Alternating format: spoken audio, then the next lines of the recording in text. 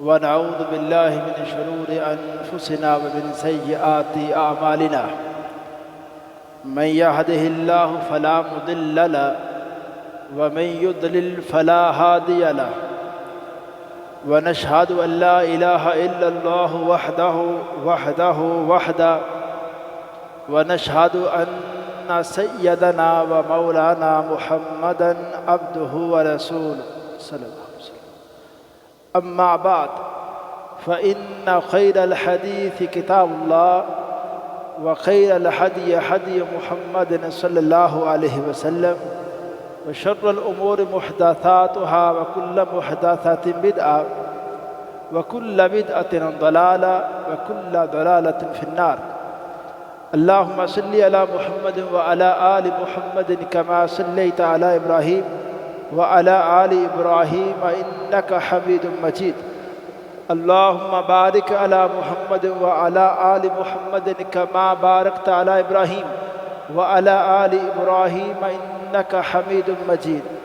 أعوذ بالله السميع العليم من الشيطان الرجيم من همزه ونفخه ونفثه.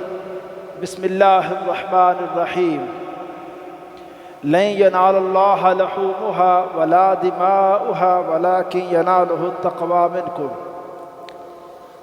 ہر قسم کی تحمید و ستائش اللہ رب العزت کے لیے اور اللہ تعالیٰ کی حمد و ثنا کے بعد بے شمار لا تعداد انگن درود السلام امام الانبیاء امام الحرمین سید الثقلین جد الحسن والحسین جناب محمد رسول اللہ صلی اللہ علیہ وسلم کی ذات اقدس و ذات طیبہ پر. حضرات، گزشتہ جمعہ قربانی کے احکام و مسائل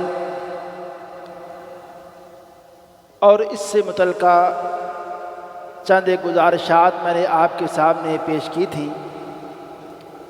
آج انشاءاللہ بڑے اختصار کے ساتھ جو قربانی کے احکام اہم ترین ہے میں ان کا تذکرہ انشاءاللہ ترتیب کے ساتھ کرنا چاہوں گا. سب سے پہلے جو قربانی کا جانور اس کے اندر جو عیوب ہیں وہ چار وہ عیب ہیں جن کے بارے میں پیغمبر صلی اللہ علیہ وسلم نے فرمایا کہ ایک وہ جانور، نمبر ایک جو جانور آنکھ بالکل ایک آنکھ اس کی ضائع ہو چکی ہے، تو ایسا جانور جو کانا جانور ہے وہ قربانی نہیں لگ سکتا. اگر آنکھ کے اندر تھوڑا بہت زخم ہے، کوئی نشان سا ہے، یا آنکھ کے باہر والی جانب کوئی آپ کو کوئی نشان نظر آ رہا ہے، تو صرف نشان نہیں، واضح طور پہ ایک آنکھ اس کی ختم ہو چکی ہے اور ایک آنکھ میں اس کو دکھتا ہے، تو ایسا جانور اللہ کے راستے میں بطور قربانی درست نہیں ہے.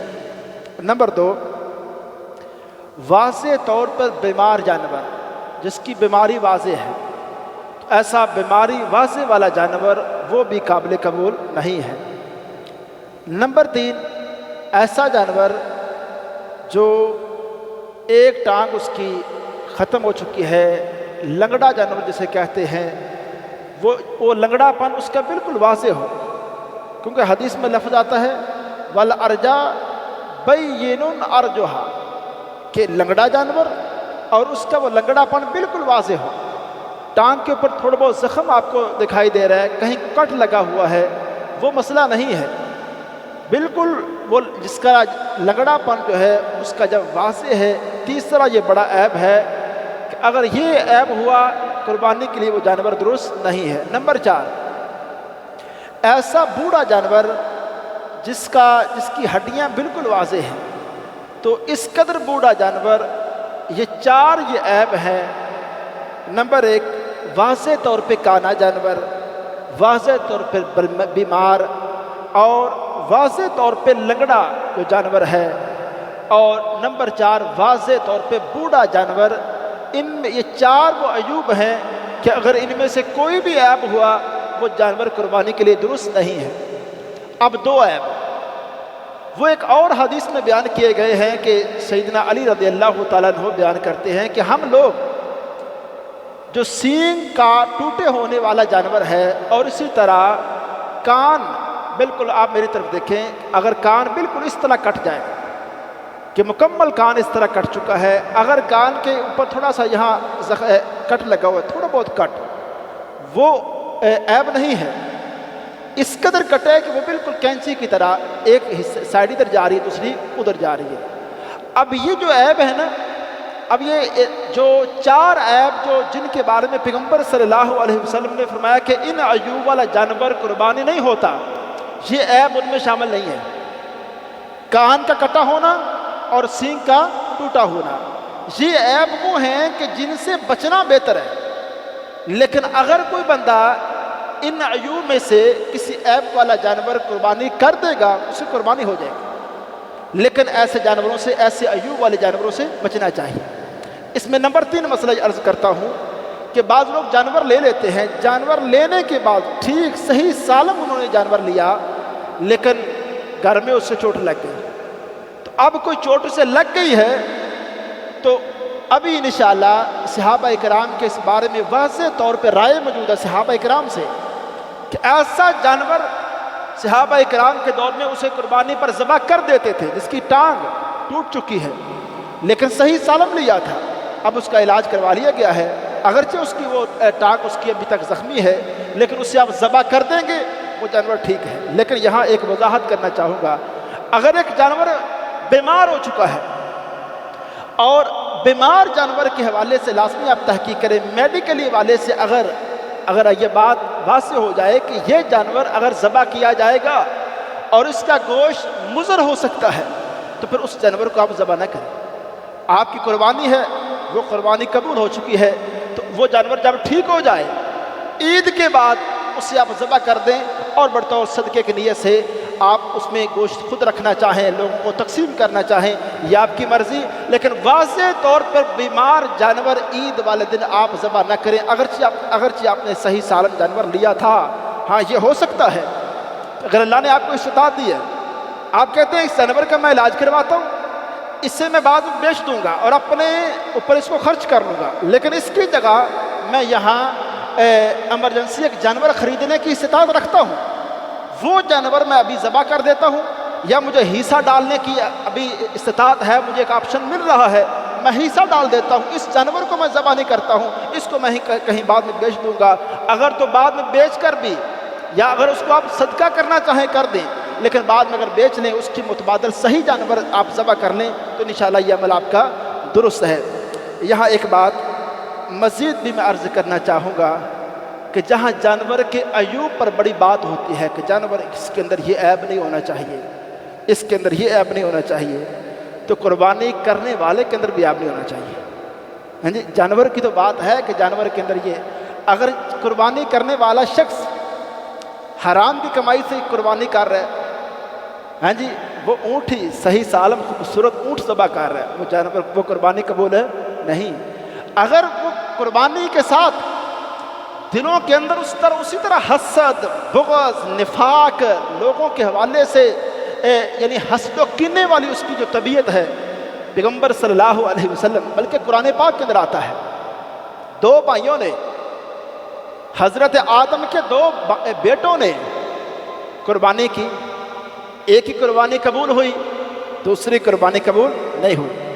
اللہ نے اس پر تبصرہ کیا، اللہ نے فرمایا کہ اللہ جب قربانی قبول کرتا ہے تو صرف اور صرف اس بندے کی کرتا ہے جس کے دل میں اللہ کا ڈر ہو، اللہ جن کے دل صاف ہوں، دلوں میں حسد، کینہ، بغض نہ ہو۔ تو یہ جو چیزیں ہیں، جہاں جہاں ہم جانور کے عیب پر بات کرتے ہیں وہاں ہمیں دیکھیں، ایک انسان جب اللہ کے سامنے سجدہ کرتا ہے نا اور اپنے مال کو اللہ کے راستے میں قربان کرتا ہے، واضح طور پہ انسان اس بات کا اعتراف کرتا ہے کہ اللہ، گزشتہ جمعہ میں نے اس پر آپ کے سامنے تفصیل سے بات کی ہے کہ قربانی کے ساتھ ساتھ ہمیں اپنے رویے ان پر بھی نظر ثانی کرنی ہے کہ یہ قربانی صرف ایک جانور کے گلے پہ چھری چلا دینا، گوشت تقسیم کر دینا نہیں ہے، اگر اس سے آپ کی روحانی جو کیفیت ہے اس میں تبدیلی آنی چاہیے، اور جہاں جانور کے عیب، یہ عیب نہیں ہونا چاہیے، یہ عیب نہیں ہونا چاہیے، وہاں اپنے عیوب پر بھی ایک انسان کو نظر ثانی کرنی چاہیے۔ اور دوسری بات، جانور کے اندر شراکت داری کے حوالے سے اس میں پہلا مسئلہ یہ عرض کروں گا کہ جو اونٹ ہے اس کے اندر 10 لوگ شریک ہو سکتے ہیں، اور گائے اس کے اندر 7 لوگ شریک ہو سکتے ہیں۔ اونٹ کے اندر 10 حصے دار اور گائے کے اندر 7، یہ زیادہ سے زیادہ حصوں کی تعداد بیان کی گئی ہے۔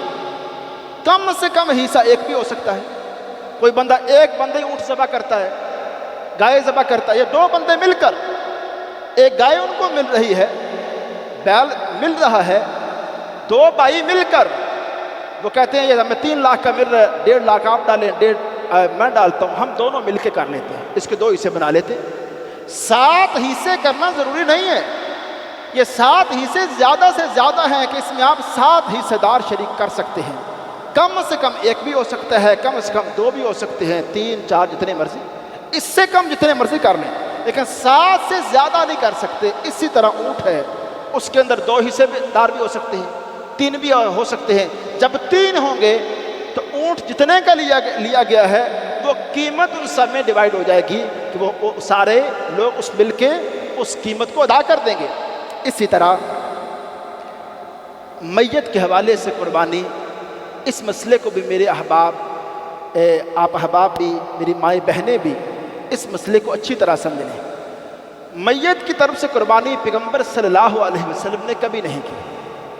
میں ذاتی طور پر اس بات کو سمجھتا ہوں کہ اگر میت کے طرف سے قربانی کی ذرا بھی کوئی گنجائش ہوتی تو ہمارے پیغمبر صلی اللہ علیہ وسلم کی زوجہ محترمہ سیدہ خدیجہ رضی اللہ تعالیٰ عنہا، جنہوں نے آپ کے اس مکی دور میں آپ کا بڑا ساتھ دیا، مشکل وقت میں آپ کا ساتھ دیا، مدینہ جا کر سیدہ خدیجہ تو اس مکی دور میں ہی فوت ہو گئی آخر میں، لیکن مدینہ جا کر کثرت کے ساتھ آپ اپنی ازواج مطہرات کے سامنے خدیجہ کا تذکرہ فرماتے، اور اگر کہیں گھر میں اچھا کھانا بنتا آپ فرماتے آج خدیجہ نہیں ہے لیکن اس میں سے کچھ حصہ گوشت کا خدیجہ کی فلاں سہیلی کو دیا جائے، آپ خدیجہ کو یاد رکھتے۔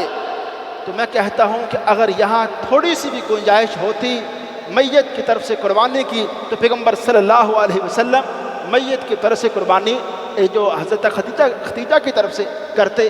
آپ کی صاحبزادیوں میں سے صرف سیدہ فاطمہ ہی وہ اکیلی ہیں جو پیغمبر صلی اللہ علیہ وسلم کی زندگی کے بعد فوت ہوئیں، باقی ساری صاحبزادیاں پیغمبر کی زندگی میں فوت ہو گئیں۔ آپ نے اپنی صاحبزادیوں کی طرف سے بھی، اور جو بیٹے تھے بچپن کے اندر وہ بھی فوت ہو گئے، اپنی اولاد کی طرف سے بھی، اپنے والدین کی طرف سے، اپنی صاحبزادیوں کی طرف سے، ازواج مطہرات میں سے 2 ازواج مطہرات پیغمبر صلی اللہ علیہ وسلم کی زندگی میں فوت ہو گئی تھی، لیکن آپ نے کسی کی طرف سے قربانی نہیں کی۔ صحابہ اکرام کو آپ دیکھ لیں، صحابہ اکرام سے کوئی مثال نہیں ملتی، کوئی ایسی صحیح بات، کوئی صحیح روایت ہے جس میں آپ اس بات کو دیکھیں کہ صحابہ اکرام ایسا کرتے تھے۔ تو ہمیں اچھی طرح اس بات کو سمجھ لینا چاہیے کہ نیکی وہ ہے، درست عمل وہ ہے، قابل قبول عمل وہ ہے جو پیغمبر صلی اللہ علیہ وسلم نے ہمیں رہنمائی کیا ہے، آپ نے ہمیں بتایا ہے۔ وہ کوئی بھی عمل نیکی نہیں بن سکتا جو پیغمبر صلی اللہ علیہ وسلم نے آپ نے خود فرمایا نہیں ہے۔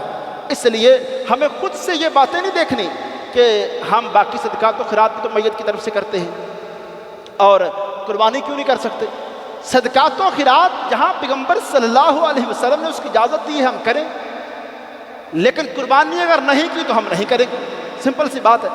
اسی طرح جو قربانی کے جانور کے حوالے سے ایک مسئلہ شراکت داری کے حوالے سے یہ بھی ہے کہ بعض لوگ یہ غلطی کرتے ہیں، ایک بڑا جانور ذبح کرتے ہیں اور اس میں کہتے ہیں کہ ایک حصہ ہمارا قربانی کا اور باقی 6 حصے ہم نے بچوں کو عقیقہ کر دیا۔ عقیقہ قربانی ایک ساتھ نہیں ہو سکتی، عقیقہ ایک الگ عمل ہے اور اس کے بارے میں پیغمبر صلی اللہ علیہ وسلم کی سنت جاننی چاہیے کہ آپ نے چھوٹے جانور ذبح کیے ہیں، اس میں عقیقے کے حوالے سے آپ نے واضح فرمایا کہ بچے کی طرف سے 2 جانیں یعنی 2 جانور اور بیٹی کی طرف سے 1 جان، 1 جانور ذبح کرنا ہے۔ صحابہ اکرام اور پیغمبر صلی اللہ علیہ وسلم کے دور میں عقیقے کے طور پہ چھوٹا جانور ہی ذبح ہوتا تھا، بڑے جانور کا عقیقہ نہیں ہوتا تھا۔ بلکہ صحیح مسلم میں ایک روایت ہے، سیدہ عائشہ رضی اللہ تعالیٰ عنہا، ان کا ایک بانجا وہ پیدا ہوا تو کسی نے کہہ دیا کہ اللہ نے بڑی رحمت کی ہے تو ہم اس موقع پہ اونٹ کو نہر کریں گے۔ سیدہ عائشہ نے غصے کا اظہار کیا، کہا پیغمبر کو دنیا سے گئے کو زیادہ وقت نہیں ہوا تو آپ لوگ ابھی سے دوبارہ وہی زمانہ جاہلیت والی فخریہ باتیں کرنے لگے ہو۔ پیغمبر نے جب چھوٹا جانور ذبح کیا ہے تو آپ اونٹ کی بات کیوں کرتے ہو؟ اس لیے سنت پہلے جاننی چاہیے کہ عقیقے کا مسئلہ الگ ہے، قربانی اور عقیقے کو آپ ایک ساتھ نہیں کر سکتے۔ اسی طرح جو قربانی کا ٹائم ہے، جو وقت ہے، اس بارے میں پہلی بات یہ عرض کرتا ہوں کہ ہر صورت قربانی کا جانور عید کے بعد ہی ذبح کرنا چاہیے، کوئی بندہ یہ غلطی نہ کرے۔ لیکن یہاں اکثر لوگ یہ سوال کرتے ہیں اور اس بات کو آپ احباب اچھی طرح سمجھ لیں، ایک بڑا جانور جس میں مختلف لوگوں نے حصہ ڈالا ہے اور ان میں سے کئی لوگ ایک جگہ عید پڑھتے ہیں، دوسرے کو لیٹ پڑھتے ہیں، یعنی مثلا ہماری یہاں مسجد میں ٹائم رکھا گیا ہے 5:15 اور ایک حصہ دار 5:15 یہاں آ جاتا ہے اور کوئی دوسری جگہ جاتا ہے، وہاں کوئی 6:30 عید کا ٹائم ہے، وہ حصہ دار وہاں نماز پڑھتا ہے۔ اب وہ جانور کیا اس کا انتظار کیا جائے گا کہ سارے حصہ دار پہلے نماز پڑھ کے ادھر آ جائیں؟ نہیں، ایسی بات نہیں ہے۔ ایک بندے کو ذمہ دار بنا دیں، اس قربانی کا سرپرست ایک بندے کو سارے حصہ دار بنا دیں کہ کسائی کے ساتھ ساری ڈیلنگ آپ کی ہے، وقت طے کرنا، کب یہ جانور ذبح کرنا، یہ مسئلہ آپ کا ہے، ہم نے آپ کو اپنا حصہ جمع کروا دیا ہے۔ جس طرح بعض ادارے ہیں وہ اجتماعی قربانی جو کرتے ہیں تو لوگ اداروں کو ذمہ دار بنا دیتے ہیں، اپنا وکیل بناتے ہیں۔ ادارے اپنی ٹائم کے مطابق، بندوں کے ٹائم کے مطابق نہیں، اپنی ترتیب کے مطابق جب انہیں موقع ملتا ہے وہ اس جانور کو ذبح کرتے ہیں۔ اسی طرح آسانی والی بات یہ ہے کہ آپ ایسا کریں جب حصے داروں کی یہ پریشانی آپ اٹھائیں نہیں، ایک بندہ جو 7 حصے داروں میں سے ایک ذمہ داری قبول کر لے کہ میں یہ سارا کام کروں گا، تو پھر اس وقت جب وہ بندہ اس قربانی کا سرپرست بن چکا ہے تو پھر اس کی عید کی نماز کا ٹائم دیکھا جائے گا کہ جب وہ عید کی نماز پڑھے وہ قربانی کروا دے، باقی لوگوں کی عید کی نماز کا ٹائم نہیں دیکھا جائے گا۔ اسی طرح یہاں مسئلہ یہ بھی ہے کہ بعض لوگ کہتے ہیں کہ ہمارے باہر سے جو رشتہ دار ہیں وہ ہمیں یہاں پیسے بھیجتے ہیں کہ ہماری طرف سے اب یہاں قربانی کریں۔ اب قربانی کریں تو کیا ہوگا؟ سعودی عرب میں اس سال تو ایک ہی دن میں عید ہو رہی ہے، باقی اکثر تو ایسا ہوتا ہے کہ یورپی ممالک میں یا سعودی عرب اس میں ایک دن پہلے عید ہو جاتی ہے۔ تو کیا کسی مسلمان کا یہ نظریہ تو نہیں ہے کہ جب وہ عید وہاں پڑھ لیں تو ادھر ہم یہاں قربانی تو نہیں کر سکتے نا؟ قربانی تو جس بندے کو اس نے وکیل بنایا ہے، جس بندے کو اس نے پیسے بھیجے ہیں، بھائی کو، باپ کو، کہ آپ میری طرف سے قربانی کریں، تو اس میں جو سرپرست بن چکا ہے، جو ذمہ دار بن چکا ہے، وکیل بن چکا ہے، وہ اپنے جب بھی عید کی نماز پڑھے گا تب وہ جا کے اپنی اس کی طرف سے قربانی کر دے گا۔ اسی طرح قربانی کے جو ایام، قربانی کا جو وقت ہے، اس میں ایک بات یہ بھی یاد رکھ لیں، اس میں اہل علم کی 2 طرح سے رائے ہے۔ بعض اہل علم کہتے ہیں کہ قربانی کے 3 دن ہیں، بعض کی تحقیق یہ ہے کہ یہ قربانی کے 4 دن ہیں۔ 3 دن ہوں تو یہ ٹائم تیسرے دن مغرب کے جو غروب آفتاب جیسے ہو جائے گا ٹائم ختم ہو جائے گا۔ یہاں ایک مسئلہ انتہائی اہم، اس کی طرف بائی لوگ یعنی عام لوگ توجہ نہیں کرتے ہیں۔ قربانی کے اگر 3 دن ہیں تو یہ دنوں کے ساتھ راتیں بھی شامل ہیں۔ اگر کوئی بندہ دنوں کے ساتھ کوئی کسائی رات کو ٹائم دیتا ہے آپ دوسرے دن کی طرف نہ جائیں، قربانی کو لیٹ نہ کریں۔ اگر آپ آسانی سے رات کے وقت بھی کوئی آپ کو کسائی میسر آ جاتا ہے، قربانی کا جانور آپ رات کو بھی ذبح کرنا چاہیں آپ کر سکتے ہیں۔ اسی طرح بعض لوگ یہ کرتے ہیں 2 یا 3 قربانیاں کرتے ہیں اور جان بوجھ کر ایک طریقہ کار بنا چکے ہیں کہ پہلے دن ہم ایک قربانی کریں گے، دوسرے دن دوسری کریں گے۔ ایسا نہیں ہے۔ جو सवाब पहले दिन का है वो दूसरे दिन का नहीं है।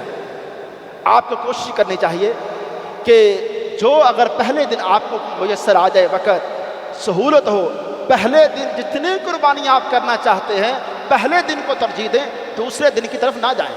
और ये तरतीब ना बनाएं कि पहले दिन हम ये कुर्बानी, दूसरे दिन दूसरी करेंगे, ऐसा ना करें।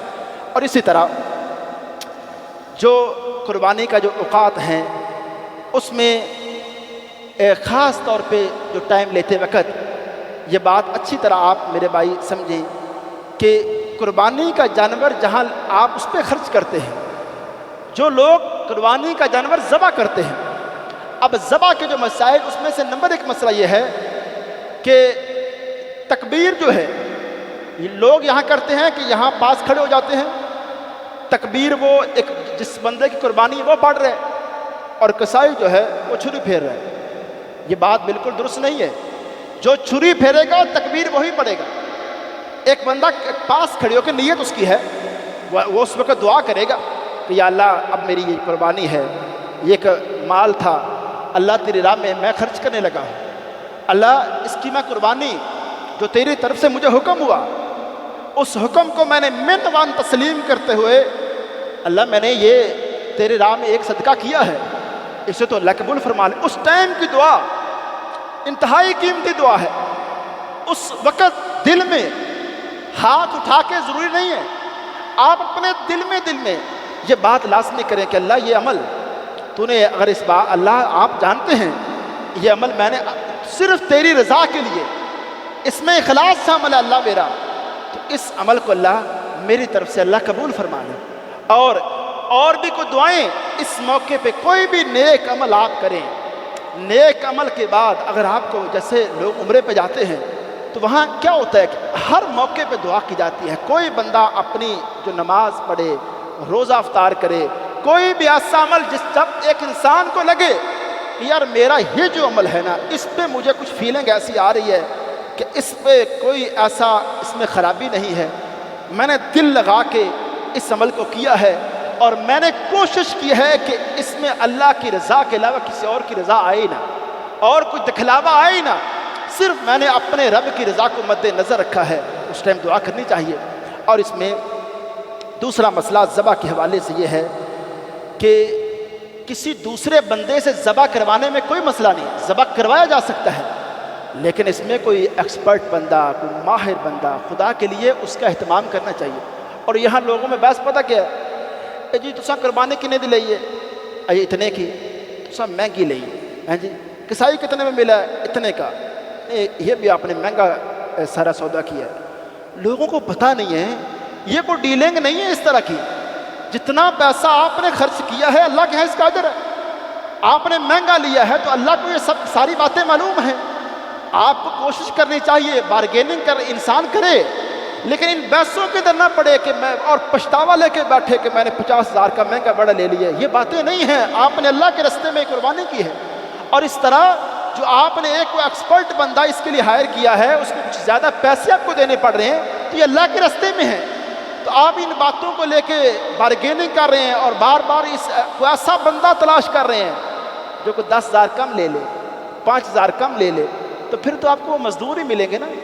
जो मजदूर बाकी दिनों मजदूरी करते हैं तो इन दिनों में वो कुर्बानी करना शुरू करते हैं, तो फिर वो वाले मसाइल सामने आते हैं जो परेशानी वाले हैं। देखें, कुर्बानी, मैंने ये बात अर्ज़ की थी कि जब कोई बंदा कुर्बानी करता है उस टाइम इंसान के अंदर ये वाली फीलिंग होनी चाहिए कि यार अब एक जानवर मैंने अपने घर के अंदर पाला और मेरे बच्चे उसके साथ मानूस हुए, या अल्लाह मेरा भी उस जानवर के साथ एक दिल लगा, लेकिन अल्लाह आज एक वक़्त आया है इसको ज़बह करते वक़्त अल्लाह मेरा भी दिल भर रहा है, मेरे बच्चे रो रहे हैं, और लेकिन मैं अल्लाह तेरे सामने इस बात का इतराफ़ करता हूँ कि मेरे बच्चों की मोहब्बत, अल्लाह मेरी मोहब्बत, अल्लाह कोई माना नहीं रखती है, मुझे सिर्फ तेरी रज़ा चाहिए, मैं तेरी रज़ा को सबसे फौकियत देता हूँ। यही वो सारे दर्स हैं जो हमें बाकी अपनी ज़िंदगियों के मामलात में जहन में रखने चाहिए। कुर्बानी हमें यही दर्स देती है कि जब इंसान देखे ना, एक इंसान जब अल्लाह के सामने सजदा करता है ना, ये सिर्फ हम अपने अल्लाह के सामने सर नहीं झुकाते, अपनी सारी अकल, अपनी सारी दानिशमंदी वो अपने अल्लाह के सामने रखते हैं। क्या हम कहते हैं अल्लाह ہم جتنے مرضی عقل مند ہیں، لیکن تیری بات سے آگے ہماری کوئی عقل مندی نہیں۔ تیری اللہ، ہم تیرے سامنے اپنی عقلوں کو بھی جگا رہے ہیں، ہم اپنی ساری سمجھداری اللہ تیرے متحد کر رہے ہیں۔ اس طرح پیغمبر صلی اللہ علیہ وسلم کے ساتھ بھی معاملہ یہی ہے۔ جب ہم یہ والا ایک رویہ اپنا بنا لیں اور اپنی سوچ یہ پکی کر لیں کہ ہماری عقل اور سمجھ پیغمبر صلی اللہ علیہ وسلم کے تابع ہے، اور رب تعالیٰ کے حکم کے سامنے ہماری عقل اور دانش مندی کوئی حیثیت نہیں رکھتی ہے، سب سے زیادہ اہمیت ہمارے رب کی بات کی ہے، پیغمبر صلی اللہ علیہ وسلم کی بات کی ہے، تو ہمیں دین کی صحیح و لذت آ جائے گی۔ پھر ہم دین کے والے سے یہ جو ہمیں کچھ لگتا ہے کہ یہ بوجھ ہے، یہ سختی ہے، اس معاملے میں دین ہمیں سختی کر رہے، یہ باتیں ہمیں اور آپ کو لگے ہی نہیں۔ ہمیں دین کے والے سے یہ بات جب پتہ چل جائے کہ رب تعالیٰ کے جو احکامات ہیں، رب ہم سے مال مانگے گا، ہم مال قربان کریں گے، رب ہم سے وقت مانگے گا، ہم اپنے رب کی عبادت کے لیے وقت نکالیں گے، اور رب تعالیٰ جس طرح سے قربانی، میں نے جس طرح پچھلا جمعہ عرض کی، میرے بھائی قربانی جو ہم کرتے ہیں اس میں حضرت ابراہیم کو ہمیں کبھی بھی نہیں بولنا چاہیے۔ اپنے بچوں کو یا کسی جگہ موقع ملے ہمیں یہ کہانی سنانی چاہیے کہ ابراہیم کون تھے، یہ قربانی کا اصل سلسلہ کیا ہے۔ یہ قربانی حضرت آدم کے 2 بیٹوں نے بھی کی، ایک کی قربانی قبول ہوئی، دوسری کی قربانی قبول نہیں ہوئی۔ یہ معاملات کیا ہیں؟ ابراہیم کی وہ قربانی کا اخلاص کس درجے کا تھا کہ اللہ نے اس عمل کو پھر رہتی دنیا کے لیے ایک سنت بنا دیا ہے، ایک عبادت کا، ایک مستقل عبادت کا نام دے دیا ہے۔ اسی طرح اے میرے بھائی، ذبح کے جو مسائل ہیں اس میں ایک بات اچھی طرح یہ بھی سمجھنی چاہیے، جو بندہ جانور ذبح کرے اپنے گھر میں خود اگر ذبح کرے تو یہ اچھی بات ہے، لیکن پیغمبر صلی اللہ علیہ وسلم کی ایک حدیث ہے، آپ نے فرمایا ذبح کرتے وقت جانور پر احسان کرو، ذبح کرتے وقت جانور پر احسان کرو۔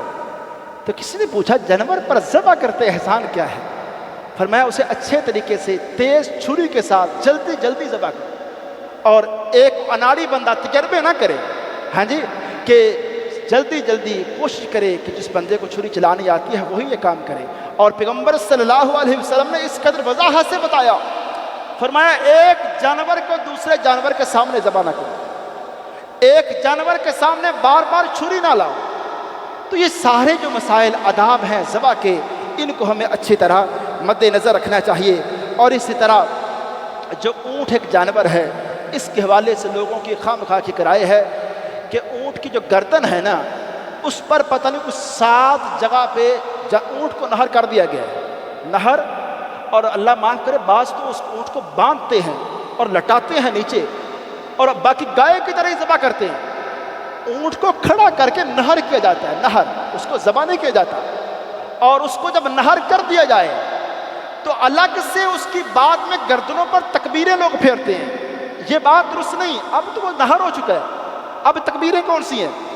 اور اسی طرح سے یہ بات بھی ذہن نشین رہے کہ جو بھی جانور آپ اللہ کے راستے میں قربان کریں، اس کی جو گوشت کی جو تقسیم ہے اس بارے میں بھی پہلا مسئلہ یہ ہے، جتنا چاہیں شریعت نے کہا ہے آپ ذخیرہ کرنا چاہیں ذخیرہ کر سکتے ہیں، اسلام نے اس پہ روکا نہیں، کوئی پابندی نہیں لگائی۔ عقیقے کے حوالے سے مسئلہ یہی ہے، عقیقہ ہو قربانی ہو سیم اس کا مسئلہ ہے، جتنا گوشت آپ اپنے گھر میں رکھنا چاہیں رکھیں، جتنا تقسیم کرنا چاہیں تقسیم کریں۔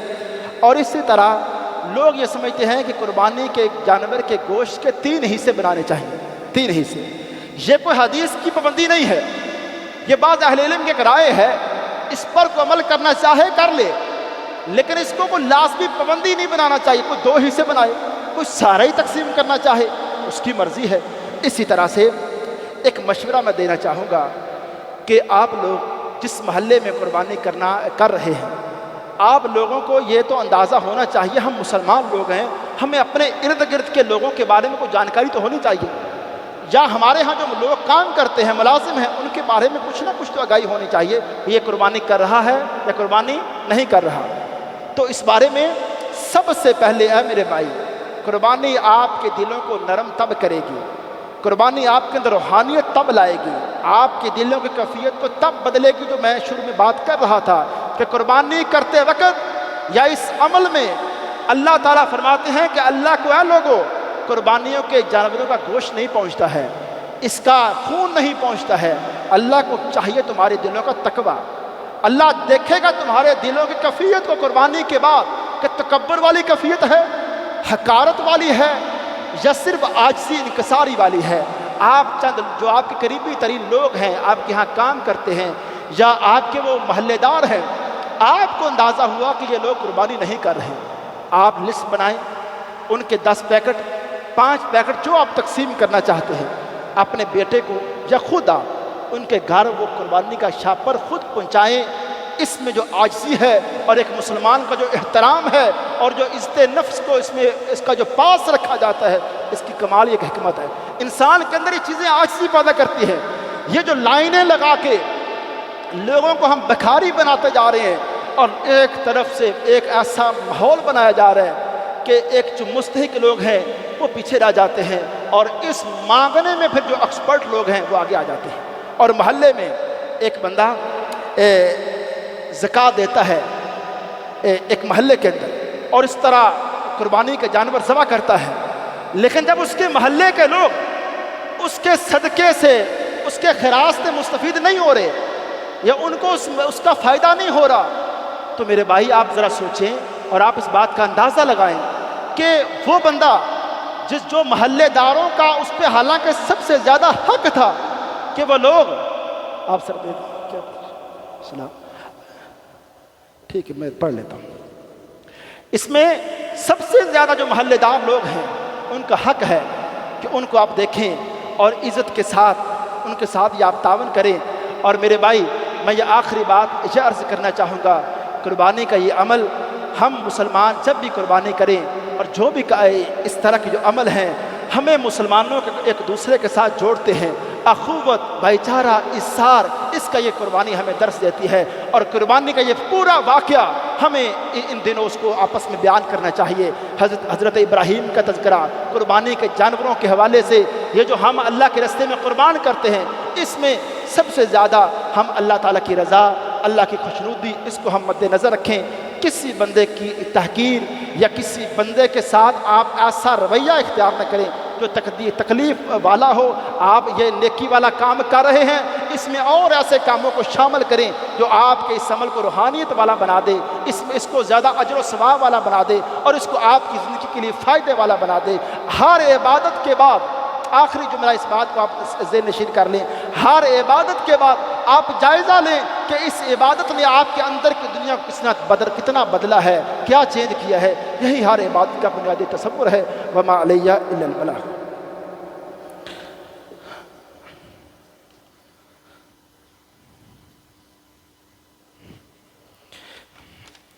بسم اللہ والصلاۃ والسلام علی رسول اللہ، اما بعد۔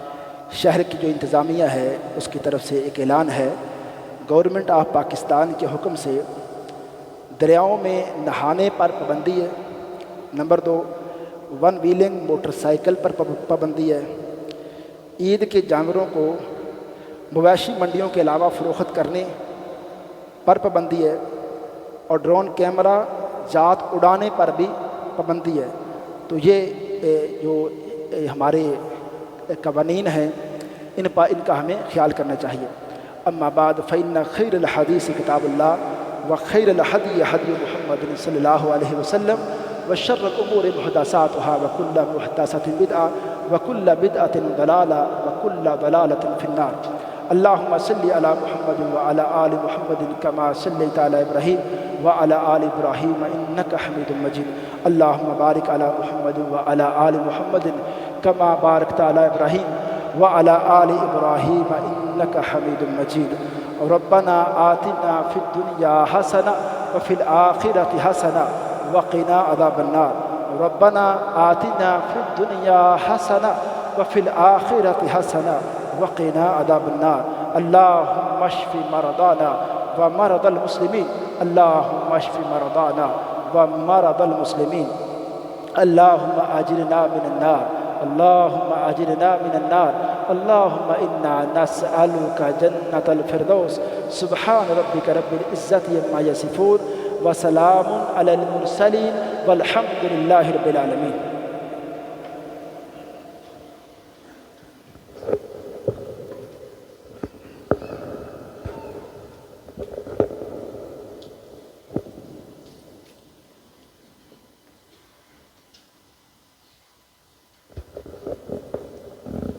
اللہ اکبر اللہ اکبر، اشہد ان لا الہ الا اللہ، اشہد ان محمد رسول اللہ، حی علی الصلاۃ حی علی الفلاح، قد قامت الصلاۃ قد قامت الصلاۃ، اللہ اکبر اللہ اکبر، لا الہ الا اللہ۔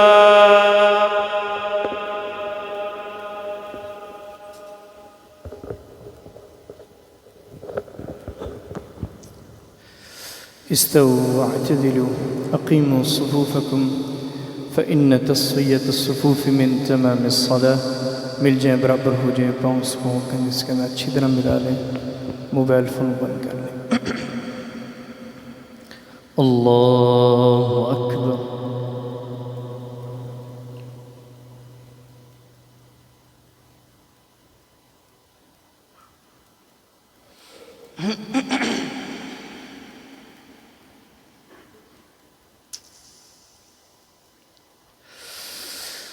الحمد لله رب العالمين الرحمن الرحيم مالك يوم الدين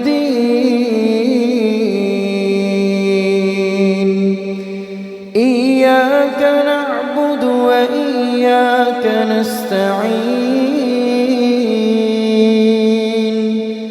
اهدنا الصراط المستقيم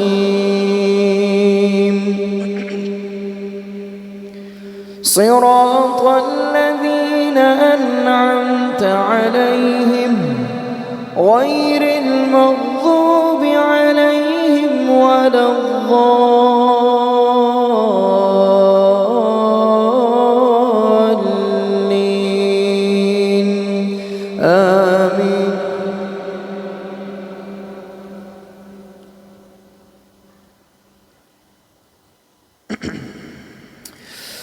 وَإِذْ قَالَ إِبْرَاهِيمُ رَبِّ اجْعَلْ هَذَا الْبَلَدَ آمِنًا وَاجْنُبْنِي وَبَنِيَّ أَن نَّعْبُدَ الْأَصْنَامَ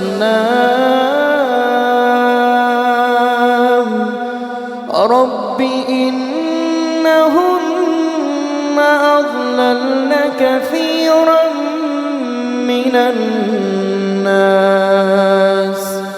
فمن تبعني فإنه مني ومن عصاني فإنك غفور رحيم۔ ربنا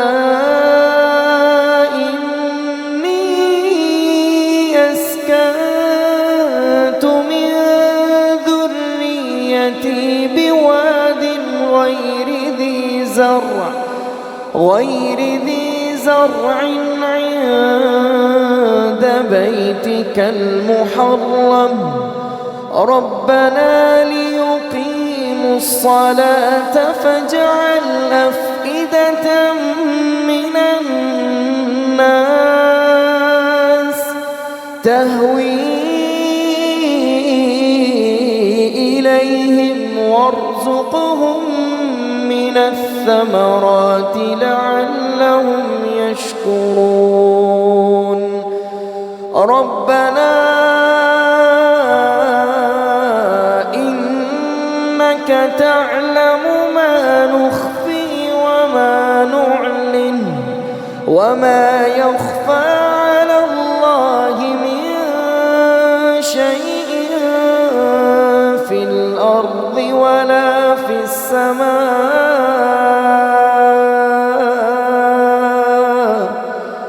الحمد لله الذي وهب لي على الكبر إسماعيل وإسحاق إن ربي لسميع الدعاء۔ رب اجعل الصلاة ومن ذريتي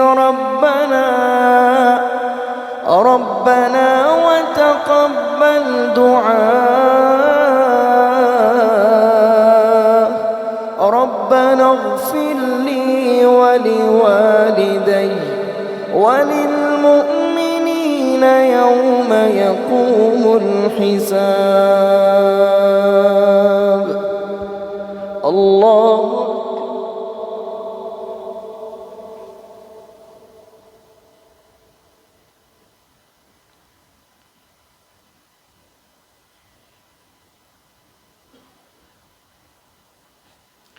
سمع الله لمن حمده. الله أكبر. سبحان الله.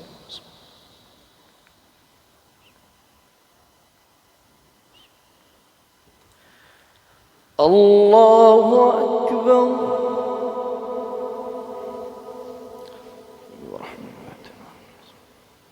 الله أكبر.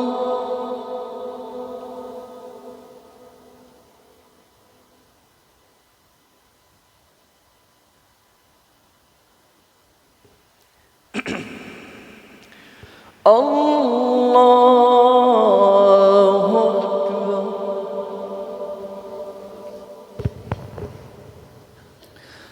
الحمد لله رب العالمين الرحمن الرحيم مالك يوم الدين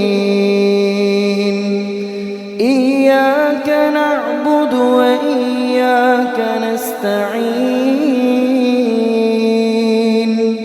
اهدنا الصراط المستقيم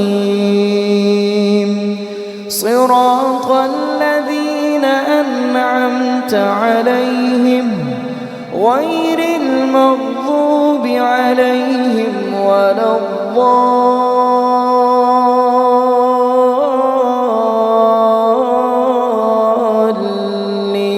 الضالين آمين.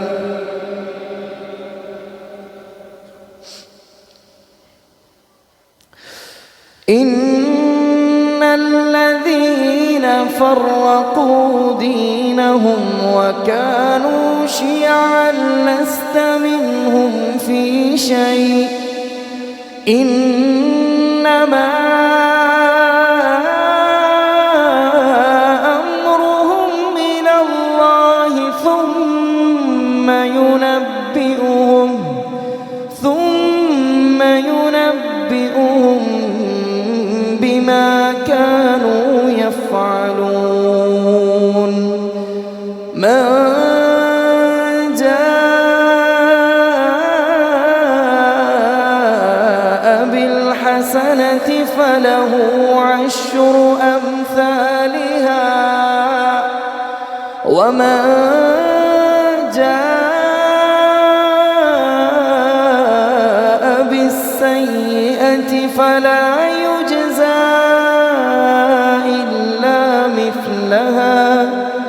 إلا مثلها وهم لا يظلمون. قل إنني هداني ربي إلى صراط مستقيم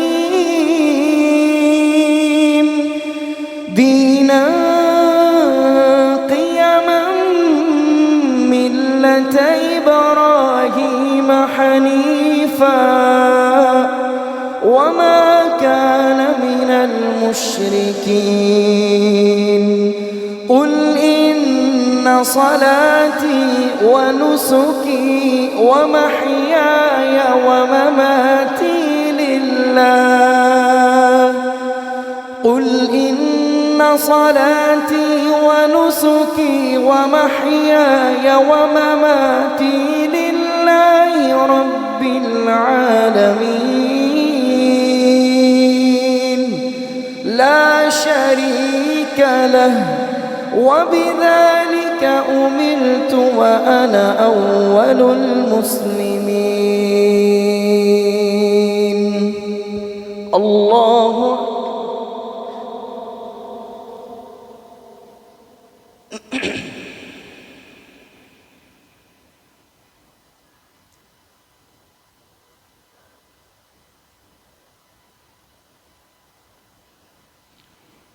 سمع الله لمن حمده.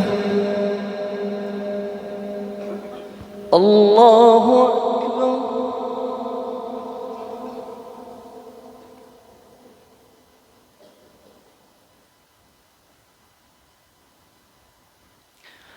الله أكبر.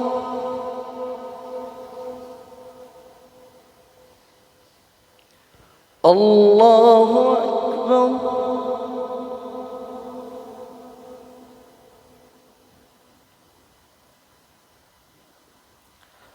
الله أكبر.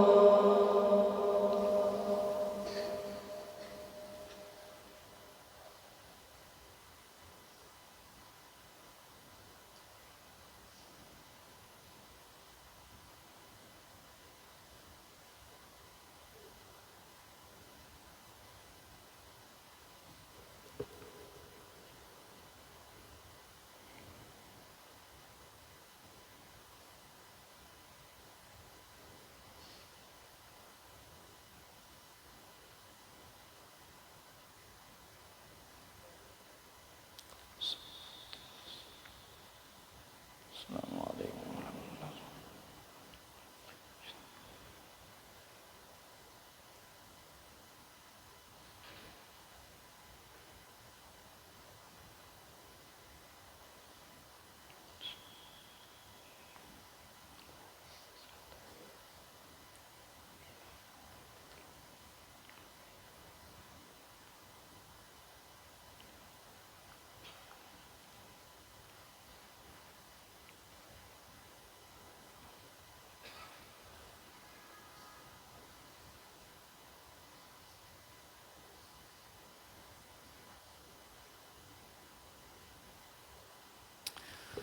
السلام عليكم ورحمة الله.